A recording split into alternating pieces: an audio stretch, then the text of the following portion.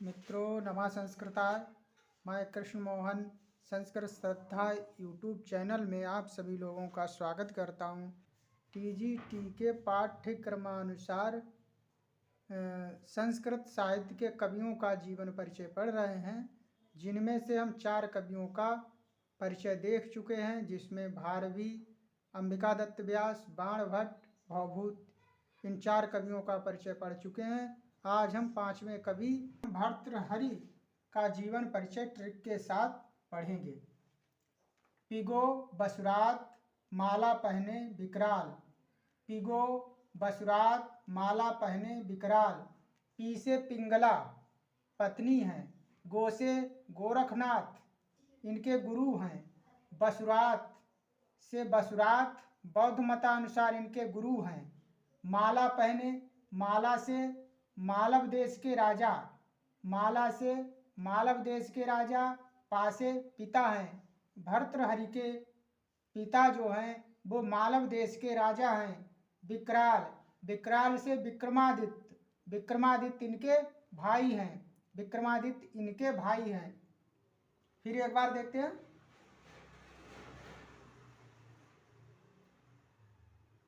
Pigou बसुरात माला पहने विकराल, P से पिंगला इनकी पत्नी है, गो से गोरखनाथ इनके गुरु हैं, गो से गोरखनाथ इनके प्रसिद्ध गुरु हैं, और बसुरात बौद्ध मतानुसार इनके गुरु हैं, बसुरात बौद्ध मतानुसार इनके गुरु हैं। माला से मालव देश के राजा, यानी मालव देश के जो राजा हैं वो भर्तृहरि के पिता हैं। विकराल से विक्रमादित्य भाई हैं इनके, और विक्रमादित्य जो है इनके भाई हैं, जो विक्रम संवत के प्रवर्तक यानी विक्रमादित्य, विक्रम संवत के प्रवर्तक विक्रमादित्य भर्तृहरि के भाई हैं। चीन यात्रा में वेद प्रसाद माधुरी सास समय, चीन यात्रा में वेद प्रसाद माधुरी सास समय, चीन यात्रा से लेंगे चीनी यात्री के अनुसार, चीनी यात्री के अनुसार, माँ से लेंगे मृत्यु 650 ईस्वी में हुई, चीनी यात्री के अनुसार यानी इत सिंह चीनी यात्री के अनुसार इनकी मृत्यु 650 ईस्वी में हुई, चीनी यात्री के अनुसार इनकी मृत्यु 650 ईस्वी में हुई। वेद से लेंगे हम वैदर्भी रीति, वेद से वैदर्भी रीति, प्रसाद और माधुरी से लेंगे प्रसाद और माधुरी इनका गुण है। सास से लेंगे हम, सा से लेंगे शार्दूल विक्रीडित, और सी से लेंगे शिखरणी, ये इनके प्रिय छंद हैं, ये इनके प्रिय छंद हैं।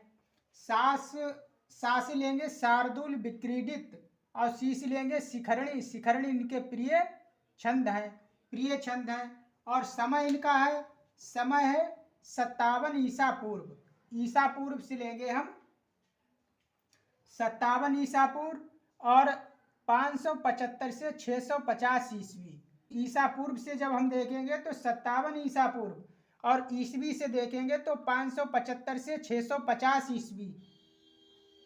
ठीक है मित्रों, आगे देखते हैं। भर्तृहरि वाक्य नीति से बोले, वाक्य से लेंगे वाक्य पदीय, और नीति से लेंगे नीति शतकम, से लेंगे श्रृंगार शतकम, और बोले का जो वह है उससे लेंगे वैराज्य शतकम, वैराज्य शतकम। वाक्य से वाक्य पदियम, नीति से नीति शतकम, से श्रृंगार शतकम, बोले के वा से वैराग्य शतकम, और वाक्य से वाक्य पदियम इनका व्याकरण ग्रंथ है। नीति से नीति शतकम मुक्तक काव्य है, से श्रृंगार शतकम ये भी मुक्तक काव्य है, बोले से वैराग्य शतकम ये भी मुक्तक काव्य है।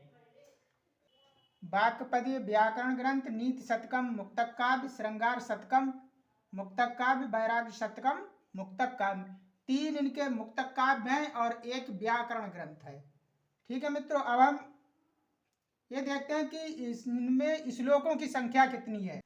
नीति शतक में 111, और वैराग्य शतक में 111, और श्रृंगार शतक में 103। इनको हम ट्रिक के माध्यम से समझते हैं। नीति शतक में हम देखेंगे 101 श्लोक, जहाँ नीति की बातें हों, जैसे राजनीति, तो राजनीति में जब राजा लोग होते हैं तो उनको जनता की जरूरत पड़ती है, जन सैलाब की आवश्यकता होती है। तो राजाओं लोगों के पास ढेर सारे लोग होते हैं, तो इसके लिए हम इस प्रकार समझेंगे कि जैसे कि एक व्यक्ति है, फिर एक आ गया, फिर एक आ गया, तो एक वचन, द्विवचन, बहुवचन। तो जहाँ बहुत से लोग हों, जहाँ ढेर सारे लोग हों, तो ढेर सारे लोगों की जरूरत पड़ती है राजा के लिए। राजा के लिए ढेर सारे लोगों को जरूरत पड़ती है। तो नीति की बातें कौन करता है, यानी नीति, राजनीति। तो राजनीति से हम लेंगे नीति शतक। तो नीति शतक में 111 श्लोक हैं। अब हम वैराग्य शतक देखते हैं। अगर किसी व्यक्ति के परिवार में 10 सदस्य हैं, वो समूह बनाकर रह रहे हैं और उनमें से किसी 2 व्यक्तियों को वैराग्य हो गया है, तो दोनों व्यक्ति समूह बनाकर के नहीं जाएंगे। एक को हुआ वो अकेला चला गया, दूसरे को हुआ वो अकेला चला गया, अगर किसी तीसरे का हो गया वो भी अकेला जाएगा। तो ये वैराग्य शतक। तो वैराग्य शतक में भी 111 श्लोक हैं। श्रृंगार शतक में 103 श्लोक हैं। तो पहले हम इनको ही देखते हैं कि वैराग्य शतक मुक्तक काव्य, इसमें 111 श्लोक है और नीति शतक में 111 श्लोक है। क्योंकि नीति शतक राजाओं का शतक है मान लीजिए, तो उसमें राजा लोगों की आवश्यकता पड़ती है। और उसका ठीक विपरीत वैराग्य शतक। वैराग्य शतक जब आप देखेंगे तो उसमें जब वैराग्य जिसको हो जाता है तो वो अलग अलग ही हो जाता है। ठीक है, अब हम श्रृंगार शतक को देखते हैं। अब हम श्रृंगार शतक को देखते हैं कि 103 श्लोक श्रृंगार शतक में है। तो वो क्यों है? क्योंकि श्रृंगार जो है प्रेम, प्यार इत्यादि। तो प्रेम और प्यार एक किसी से भी, जैसे भाई भाई का प्यार, भाई बहन का प्यार, माता पिता का प्यार, ठीक है, वो प्यार होता है, प्रेम होता है। जो श्रृंगार का प्रेम होता है वो केवल पति पत्नी के बीच में जो प्रेम होता है उसको हम श्रृंगार कहते हैं, उसको श्रृंगार कहते हैं। तो पति भर्तृहरि है, पति जो है भर्तृहरि और पत्नी पिंगला, इनका प्रेम था, श्रृंगार प्रेम था दोनों का। तो श्रृंगार में 2 लोगों की गणना हुई है, ये 2 लोग हुए। तो श्रृंगार में होने चाहिए थे 102 श्लोक। ट्रिक के माध्यम से श्रृंगार में 102 श्लोक होने चाहिए थे, लेकिन यहाँ तीसरा व्यक्ति आ गया है, यानी कौन? कोतवाल। तीसरा व्यक्ति आ गया है, तीसरा आ गया है। जब तीसरा आ गया है कोतवाल, तभी ये श्रृंगार नहीं रहा। भाई की कोई जब श्रृंगारिक प्रेम होता है और उसमें कोई तीसरा व्यक्ति आता है तो विघटन हो जाता है। तो इसीलिए यहाँ पर क्योंकि कोतवाल आ गया, इसीलिए इसमें 3 श्लोक हो गए, 103 हो गए।